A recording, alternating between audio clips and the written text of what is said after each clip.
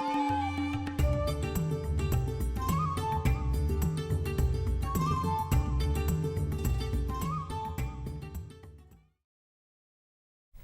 students, in the previous session we studied about validating statements. We also listed some rules for checking whether a statement is true or not. Let's revise them. Rule first says if P and Q are mathematical statements, then in order to show that the statement P and Q is true, the following steps are followed. Step 1, show that the statement P is true. Step 2, show that the statement Q is true. Rule 2 was statement with OR. If P and Q are mathematical statements, then in order to show that the statement P or Q is true, one should consider the following. Case 1, by assuming that P is false, show that Q must be true. Case 2, by assuming that Q is false, show that P must be true. Now, let us discuss the third rule, statements with if then. In order to prove the statement if P then Q, we need to show that any one of the following case is true. Case 1, by assuming that P is true, prove that Q must be true, that is the direct method. Case 2, by assuming that Q is false, prove that P must be false. This is contrapositive method. Rule 4 is statements with if and only if. In order to prove the statement P if and only if Q, we need to show first if P is true, then Q is true, and second, if Q is true, then P is true. Now, let us consider some examples to understand these. Check whether the following statement is true or not. If x, y belong to z are such that x and y are odd, then x into y is odd. Look into the solution. Let P x, y belong to z such that x and y are odd. Q x, y is odd. To check the validity of the given statement, we apply case 1 of rule 3, that is, assume that if P is true, then Q is true. P is true means that x and y are odd integers. Then x is equal to 2m plus 1 for some integer m. Y is equal to 2n plus 1 for some integer n. Thus, x into y is equal to 2m plus 1 into 2n plus 1, which on simplification gives us 2 into 2mn plus m plus n plus 1. This shows that x into y is odd.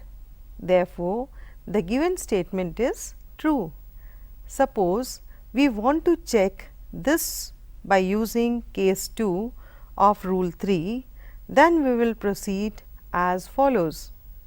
We assume that Q is not true. This implies that we need to consider the negation of the statement Q.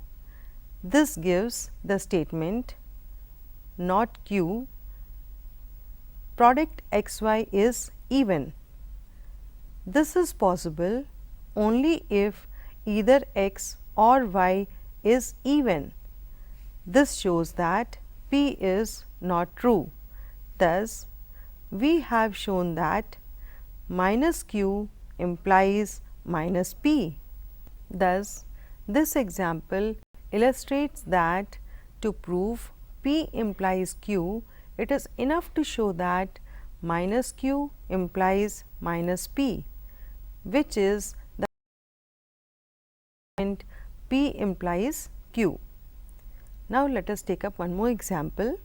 Check whether the following statement is true or false by proving its contrapositive. If x y belong to z such that x y is odd, then both x and y are odd. Look into the solution. Let us name the statements as P x into y is odd and Q as both x and y are odd. We have to check whether the statement P implies Q is true or not, that is by checking its contrapositive statement, that is minus Q implies minus P. Now, minus Q is, it is false that both x and y are odd. This implies that x or y is even. Then x is equal to 2n for some integer n. Therefore, x into y is equal to 2n into y for some integer n. This shows that x into y is even, that is minus p is true. Thus, we have shown that minus q implies minus p and hence the given statement is true. Now, what happens when we combine an implication and its converse? Next, we shall discuss this. Let us consider the following statements. P, a tumbler is half empty. Q, a tumbler is half full. We know that if the first statement happens, then the second happens, and also if the second happens, then the first happens. We can express this fact as, if a tumbler is half empty, then it is half full. If a tumbler is half full, then it is half empty. We combine these two sentences and get the following. A tumbler is half empty if and only if it is half full. Now, let us discuss another method, that is by contradiction. Here, to check whether a statement P is true, we assume that P is not true, that is minus P is true. Then we arrive at some result which contradicts our assumption. Therefore, we conclude that P is true. Let us look into this example to understand this method. Verify by the method of contradiction P root 7 is irrational. In this method, we assume that the given statement is false, that is, we assume that root 7 is rational.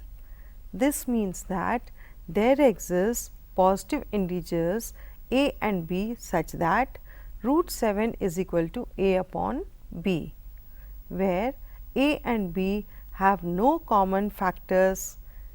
Now, squaring this equation, we get 7 is equal to a square upon b square, which implies a square is equal to 7b square. This implies 7 divides a. Therefore, there exists an integer c such that a is equal to 7c. Then a square is equal to 49 c square and a square is equal to 7b square. Hence, 7b square is equal to 49 c square implies b square is equal to 7 c square, taking 7 common on both sides. That implies 7 divides b, but we have already shown that 7 divides a. This implies that 7 is a common factor of both a and b, which contradicts our earlier assumption that a and b have no common factors. This shows that the assumption root 7 is rational is wrong. Hence, the statement root 7 is irrational is true. Next, we shall discuss a method by which we may show that a statement is false.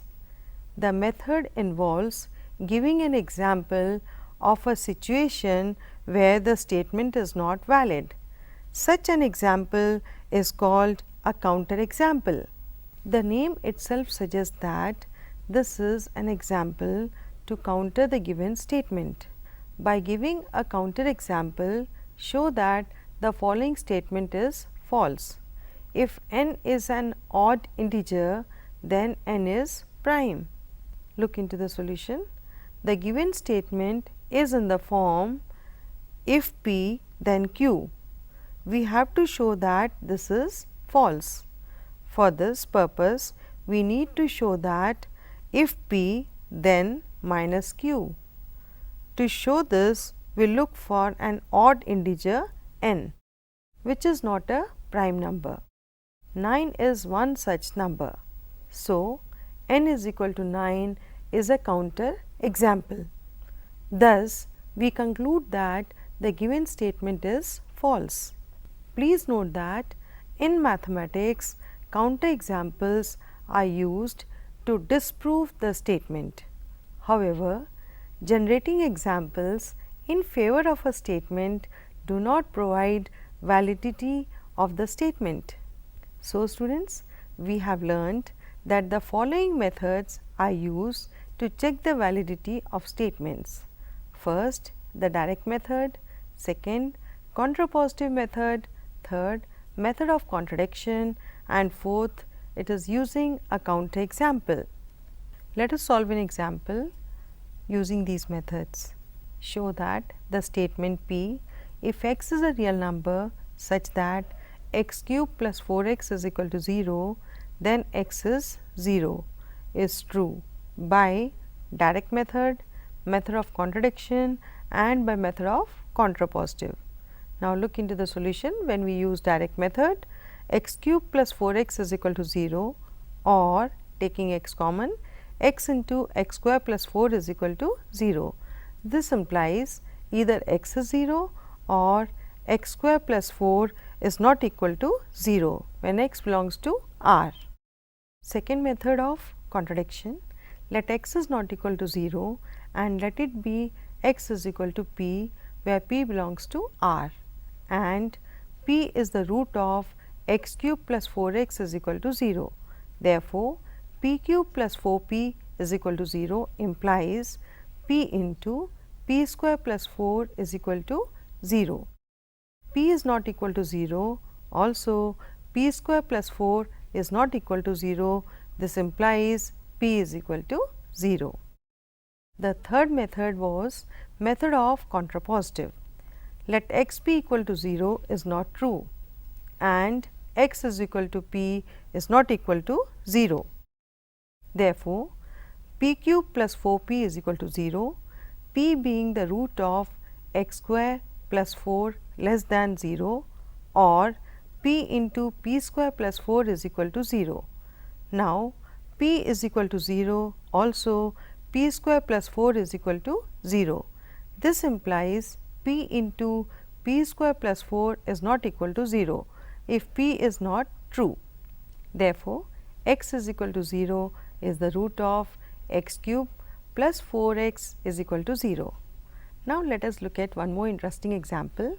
Show that the statement for any real numbers a and b, a square is equal to b square implies that a is equal to b is not true by giving a counter example. Here, let us take the value of a as 1 and b as minus 1.